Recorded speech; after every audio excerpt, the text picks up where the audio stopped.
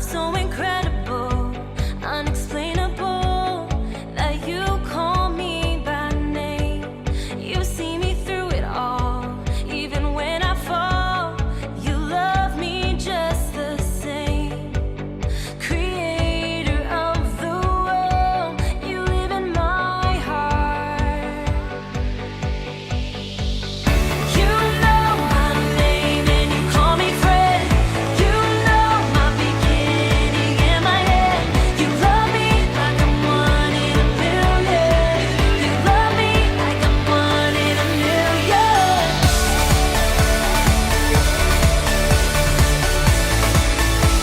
Ooh, one in a million.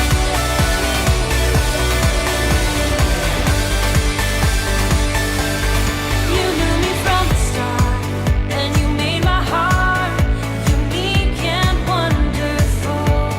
Made with a special plan, guided by your hand.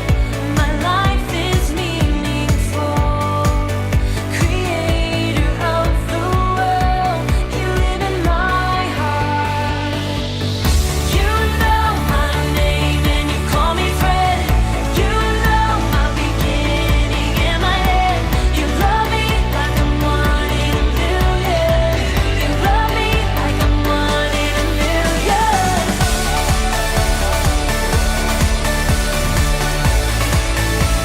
Ooh, one in a million. Ooh, yeah. You've chosen me to call your own. You chose to make my heart your home. I'm one in a million. You say I'm worthy of your love. Jesus, you'll always be enough. I'm one in a million. I'm one in a million. You know my name and you call me friend. You know my beginning and my end. You love me like I'm one in a million. You love me like I'm one in a million. You know my name and you call me friend. You know my beginning and my end. You love me like I'm one in a million. You love me like I'm one in a million.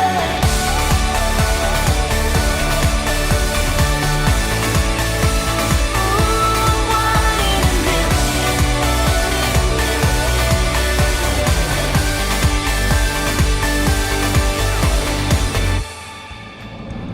Hey boys and girls, Belle here. Today we're going to start a new series, The Little Things. You might be wondering why it's called The Little Things. Well, because God not only cares about the big things, He cares about the little things too.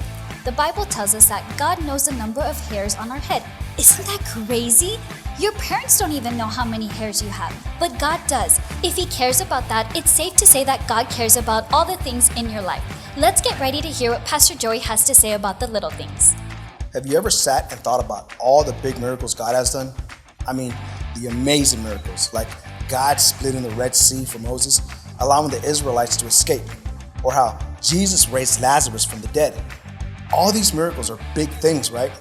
But have you ever asked yourself, does God care about the little things? Well, the answer is yes. You see, I asked that question too. I thought God was too busy to care about the little things in my life. But did you know that you can ask God for anything, not just the big things? Our memory verse for this series is 1 Peter 5:7. Give all your worries to Him because He cares for you. Today, we're going to take a look at a story in the Bible of a man named Gideon. Gideon had a great calling in his life, but Gideon wasn't sure about what God was asking him to do. Gideon asked God to perform small miracles to prove Himself. Let's take a look at the story of Gideon. God's story. Gideon. So part of God's story is about a man named Gideon, and it begins like this. Israel, God's special family, had turned against the one real God and worshipped idols. They had forgotten how God had loved and cared for them and needed a reminder that He was the one in charge. So God took away the Israelites' farms for 7 long years. Whenever the Israelites planted crops, God would let another nation called the Midianites sweep through and camp on Israel's land. ruining everything that was growing there.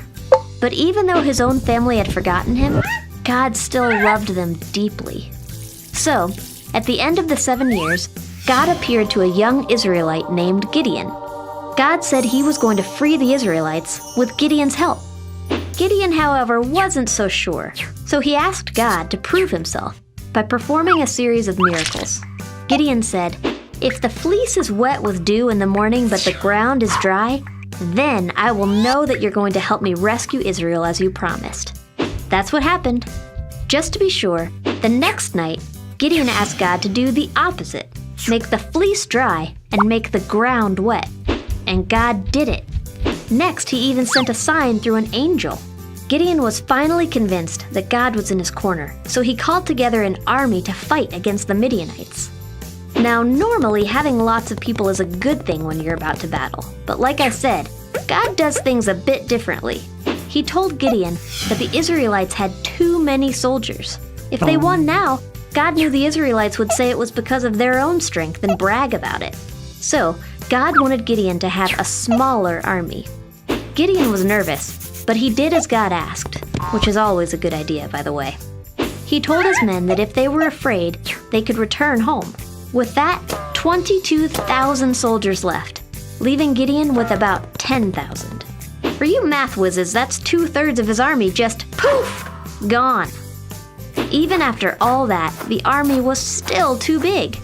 So God told Gideon to take the soldiers down to the water to drink, and then send home the soldiers who drank out of the stream like dogs. Again, Gideon did what God asked and was now left with only 300 soldiers. God knew Gideon was probably worried, so he told him to sneak down to the enemy camp where Gideon heard soldiers talking about a crazy dream where a loaf of bread rolled into the Midianite camp and over their tent. One soldier said that could only mean that Gideon would triumph over them. Gideon returned to his own camp confident that he would win the battle.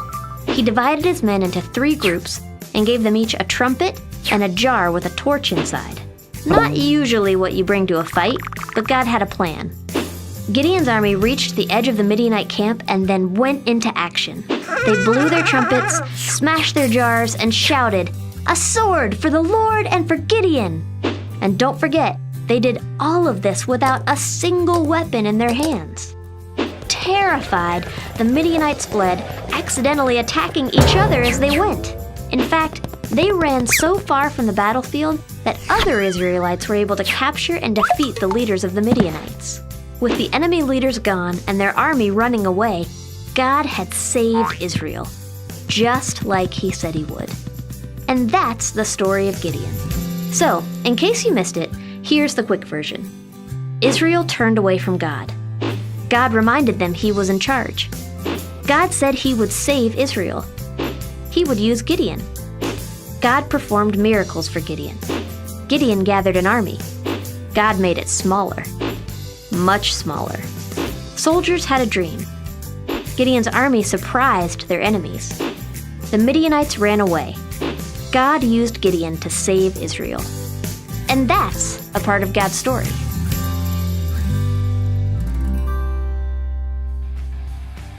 God did little miracles for Gideon. He didn't have to do them, but God chose to do them because he cared for Gideon.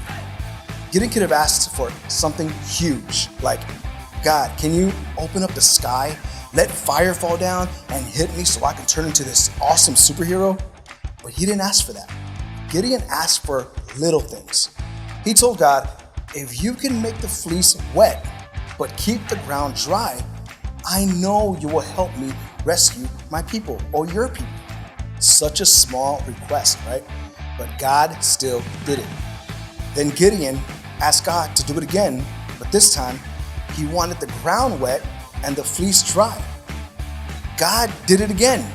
You see, God cares about the little things, boys and girls. It can be as simple as, "God, help me with my anger," or, "God, I lost something. Can you help me find it?"